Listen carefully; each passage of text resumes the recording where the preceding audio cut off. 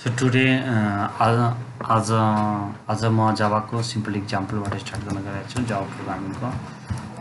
So simple example means suppose हामीले कुनै पनि प्रोग्रामिङ स्टार्ट गर्दाखेरि we start from the simple examples later on will be discuss about complex examples depends upon okay.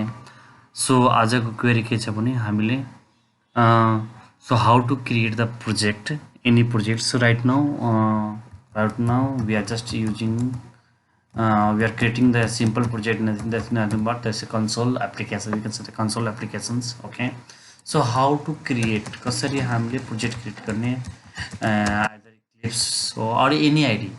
So how to create the Java project. Okay, how to create the Java project, okay, in Eclipse. Right now I'm using Eclipse. Okay, then project create गरेपछि class कसरी create गर्ने, class how to create the class in Java, how to create कसरी हामीले class create कसरी गर्ने भनेर.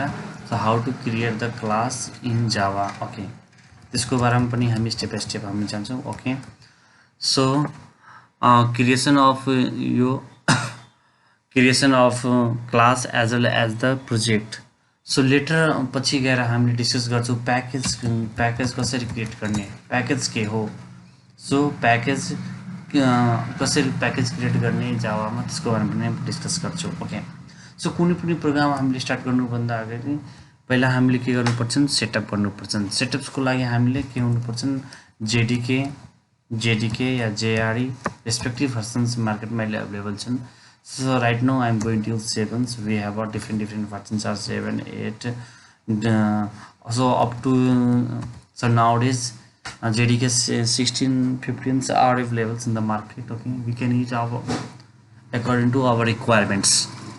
हाम्रो requirement आफ्नो रिक्वायरमेन्टको आधारमा हामीले जेडीकेहरू युज गर्न पर्ने. Okay, so for basics we start from JDK 7s. Later on अब जब पछि गएर यदि हामीले अपडेटेड भर्सनको बारेमा ट्युटोरियल बनाउनु पऱ्यो भने 8 को पनि बनाउन सक्छौँ. Okay, so we start from the 7s. Okay, so जेडीकेको सेटअप हामीले रेस्पेक्टिभ रेस्पेक्टिभ आफ्नो सिस्टममा हुनुपर्छ. ओके, कुनै पनि आइडी इन्स्टल गर्नुभन्दा अघि. सो आइडीको रूपमा मैले के युज गरिरहेको छु भने अहिले म इक्लिप्स युज गरिरहेको छु. ओके, अहिले म इक्लिप्स आइडी युज गरिरहेको छु. So it's user requirement either Eclipse ID use गरोस् या इन्टेल आइजी युज गरोस्. ओके, हामी कुनै पनि आइडी युज गरे पनि हाम्रो फाइनल एम के हो, we are getting the same output. Okay, हामीसँग भिजुअल बेसिक छन् या command program, visual basic, visual code. So कुनै पनि आइडी हामीले युज गर्न सक्छौँ. So there is not rules and regulation कि हामीले यही नै युज गर्नुपर्छ भनेर. Okay, so we can use any IDE. Okay, our aim is to get the goal. Okay, so जावामा हामीले कुनै पनि क्लास प्रोजेक्ट बनायो, इन केस मैले कुनै पनि प्रोजेक्ट बनाएँ. ओके, सो नेमिङ कन्भेन्सन के छ भने नेमिङ कन्भेन्सन इन जावा हामीले एउटा कन्भेन्सन भनेको परम्परा, ट्रेडिसन्स. ओके, यो ट्रेडिसन यो छ कि so name always start from the first letter is name always start from capital letters. Okay, the first letter is capital. Okay, first letter is capital letters. Okay, capital letter is nothing but it's a upper case. हामीले upper case पनि पढ्न सक्छौँ या ठुलो letter पनि पढ्नु या capital letter पनि पढ्नु. Okay, so convention छ. जस्तै एक्जाम्पलमा हामीले एक्जाम्पलमा जस्तै म एक्जाम्पल लिइरहेको छु. कुनै पनि प्रोजेक्ट भयो, जस्तो म एउटा दिएको छु डेमो. ओके, डेमो मैले एउटा कुनै पनि प्रोजेक्टको नाम दियो demo project. We can give any name. Okay, अहिलेको लागि मैले एउटा प्रोजेक्टको नाम दिन्छु डेमो प्रोजेक्ट. ओके, सो यो प्रोजेक्टभित्र हामीले क्लास क्रिएट गर्यो. सपोज यो प्रोजेक्टभित्र हामीले कुनै क्लास क्रिएट गरिरहेको छौँ. ओके, हामी स्टेप बाई स्टेप म इक्लिप्समा सो गर्छु कि कसरी क्लास हामी क्रिएट गर्ने. Okay, so now I am going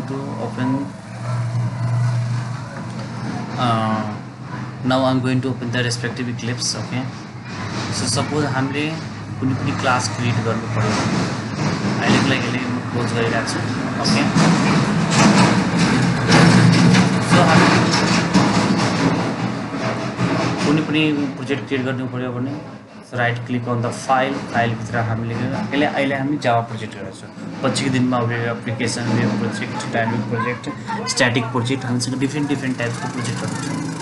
यदि हामीले कुनै पनि प्रोजेक्ट गर्यौँ सो यसरी नै हामी प्रोजेक्टको अप्सनलाई सिलेक्ट गरेर फाइलमा गएर त्यहाँबाट हामीले चुज गर्ने के हामी गर्न गएको छौँ।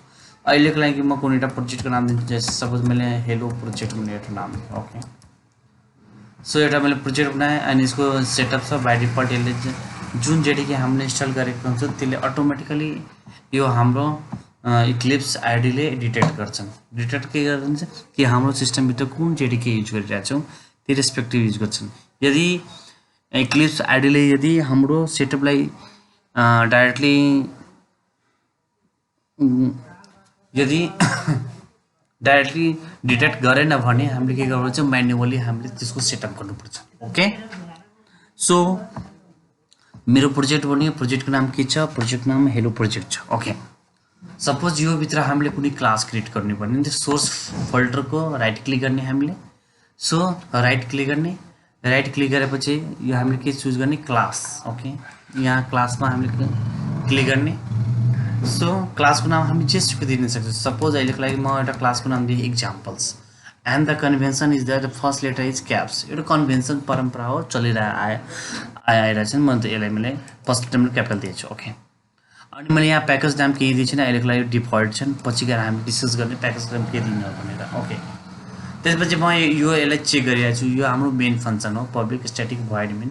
कुनै पनि प्रोजेक्टलाई कुनै पनि क्लासलाई जावा क्लासलाई रन हुनको लागि मेन फङ्सन चाहिन्छ नै। So without main function we cannot execute our any kind of programs. Okay, okay, त्यसपछि मैले यसमा फिनिस बटन क्लिक गरेँ। सो फिनिस बटन क्लिक गरेपछि अब के भयो, यो एउटा मेरो क्लास जेनेरेट भयो। Which class, Java class. Okay, जावामा पनि क्लासको नाम के छ, example dot Java class generate भयो।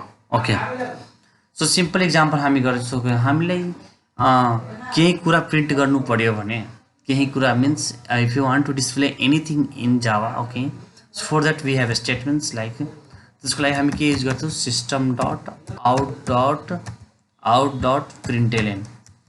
So this is similar to what? This is similar to in our, so when we compare this with our C or C++ programming, in C we are using printf for display something. Okay, त्यसै गरी C++ मा केही कुरा हामीले display गर्नु पर्यो भने त्यसको लागि हामी C out युज गर्छौँ। सिमिलरली इन जावामा हामीले केही कुरा प्रिन्ट गर्नु पर्यो भने त्यसको लागि हामी के युज गर्छौँ, system dot out dot println use गर्छौँ। ओके, अनि यसको भित्र म जे लेख्छु भन्छ my name is Sanjeev. Okay, मैले जे कुरा यसको भित्र लेख्छु त्यही कुरा हाम्रो के हुन्छ, प्रिन्ट हुन्छन् एज आउटपुट। ओके, सो अनि कुनै पनि स्टेटमेन्टलाई इन्ड हामीले के गर्ने, कुनै पनि स्टेटमेन्टलाई इन्ड हामीले सेमिकोलन गर्ने। ओके, सो यो हाम्रो एउटा के भयो, एउटा स्टेटमेन्ट भयो। यो भित्र मैले जे लेख्छु त्यही कुरा प्रिन्ट हुन्छ। ओके, अब यसलाई हामी सेभ गर्नको लागि हामी कन्ट्रोल एस प्रेस गर्छौँ, otherwise we have options. Okay, just click on here, save. So what happens, it is going to save the file. Okay, so similarly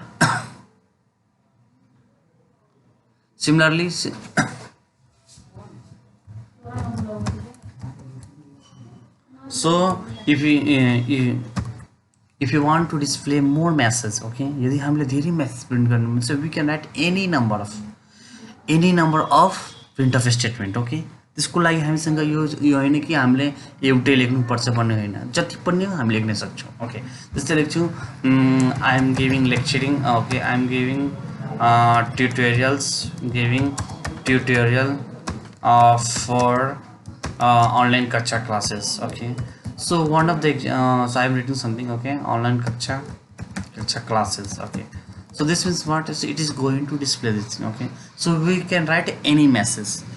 यहाँ हामीलाई यो रुल छैन कि हामीले मेसेज यही लेख्नुपर्छ भन्ने होइन, त हामी जेसुकै लेख्न सक्छौँ हाम्रो रिक्वायरमेन्टको आधारमा। ओके, अब यो फाइललाई फेरि सेभ गर्नको लागि म यो बटनमा क्लिक गर्छु, यहाँ सेभ भयो। Once our file is save then you have to run our programs. Okay, run कसरी गर्ने, फाइललाई सिलेक्ट गर्ने, फाइललाई सिलेक्ट गरेपछि यसको राइट क्लिक गर्ने, राइट क्लिक गरेपछि हामीसँग अप्सन छ रन एज भित्र हामीसँग दुईवटा अप्सन छ, रन एज सर्भर र Java application. So run as server हामी के को लागि युज गर्छौँ, सपोज जब हामीसँग वेब एप्लिकेसन हुन्छन्। वेब एप्लिकेसन भनेको के हो, जब हामीसँग like we have a dynamic project or static project कुनै पनि वेब एप्लिकेसन्सको लागि ओके त्यो बेलामा हामीले रन सर्भरको युज गरिन्छ सर्भरमा हाम्रो धेरै सर्भर हुन्छन् त्यो हामी पछिको क्लासमा डिस्कस गर्नेछौँ फ्युचर क्लासमा ओके सो अहिलेको लागि हामी के गर्ने just click on the Java applications okay Java एप्लिकेसनलाई क्लिक गरेपछि यसले के हुन्छन् यसले मैले रेस्पेक्टिभ के दिए मेरो आउटपुट दियो ओके हामीले जे लेखेको छौँ त्यही आउँछ ओके सपोज मेरो मन लाग्यो कि फेरि म केही कुरा लेख्न चाहन्छु okay so there is some shortcut is there CAYSCO just press control and space once we write control plus space so it is going to write system.out.println अब हामीले जे लेख्छु यसको भित्र त्यही कुरा के हुन्छन् प्रिन्ट हुन्छन् सपोज लाइक मेरो साथी केटीएम छ ओके म जे कुरा लेख्छु त्यही कुरा प्रिन्ट हुन्छन् okay so what happens now it is going to display what मेरो साथी केटीएम छ so including above all these two examples okay if you don't want to display this okay just you can comment so this is called what this is called a single line comment यसलाई हामी के भन्छौं single line comment just यसलाई right click गरेर यसरी गर्ने त्यसपछि run as अप्सनमा गएर हामीले जावा एप्लिकेसनलाई क्लिक गर्ने अनि त्यसपछि क्लिक गरेपछि हामीले अहिलेको लागि हामीले दुईवटा मात्र प्रिन्ट भइरहेछ ओके किनकि म यसलाई कमेन्ट गरेको छु ओके यदि हामीले चाहियो भने यसले अनकमेन्ट गरेर just we can display okay मेरो साथी केटीएम छ मेरो नाम सञ्जीव कुमार हो अनि म यो ट्युटोरियल दिइरहेको छु म जतिवटा पनि स्टेटमेन्ट लेख्न सक्छु so in this way we can run any simple program in Java कुनै पनि जावामा हामीले प्रोजेक्ट पहिला क्रिएट गर्नुपर्छ प्रोजेक्ट क्रिएट गर्नको लागि हामीले के गर्नु पर्यो भने फाइलमा गएर न्यूमा हामी अहिले जावा प्रोजेक्ट गरिरहेको छ त्यस जावा प्रोजेक्टलाई क्लिक गर्ने once we create the Java project त्यसपछि हामीले प्रोजेक्टको नाम दिनुपर्छ नाम दिएपछि त्यसपछि हामीले क्लास क्रिएट गर्नुपर्छ कतिवटा क्लास चाहिन्छ अहिलेको लागि हामीले एउटा क्लास मात्र क्रिएट यदि इनकेस हामीले अर्को क्लास चाहिन्छ भने यो यसको राइट क्लिक गर्ने न्यूमा जाने न्यूमा गएपछि क्लास ओके यहाँ हामी कुन जतिवटा पनि क्लास क्रिएट गर्न सक्छौँ ओके जस्तै म एउटा क्लास क्रिएट गरेँ त्यसको नाम मैले A1 दिएँ हामी जेसुकै नाम दिन सक्छौँ क्लासको नाम ओके अनि मेन फंक्सनको सर्टकट लेख्ने तरिका के छ मेन लेखेर कन्ट्रोल स्पेस लेख्नु ओके त्यसपछि यसले के गर्छन् हामीले मेन फंक्सन आयो ओके अब सपोज मलाई केही कुरा रन गर्नु पर्यो भने सर्टकट इज देयर SYSC छ त्यसपछि हामीले के गर्नुपर्छ कन्ट्रोल स्पेस हामीले प्रेस गर्नुपर्छ ओके अनि यो भित्र हामी म जे लेख्छु त्यही कुरा ओके मेरो नयाँ क्लास छ मेरो नयाँ क्लास हो यो लेखेपछि के भयो अब यसलाई रन गर्ने तरिका के छ जुन फाइललाई रन गर्नु मन छ त्यो फाइललाई सिलेक्ट गरेर राइट क्लिक गरेर रन एज अप्सनमा जाने त्यसपछि हामीले जावा एप्लिकेसनलाई क्लिक गर्ने यो गरेपछि यो जे छन् त्यो प्रिन्ट गर्छन् okay so in this way we can create the project simple project which project Java project okay अनि त्यो भित्र हामीले क्लास क्रिएट गर्ने यसरी हामीले क्लास क्रिएट गर्ने ओके केही डाउट छ भने प्लीज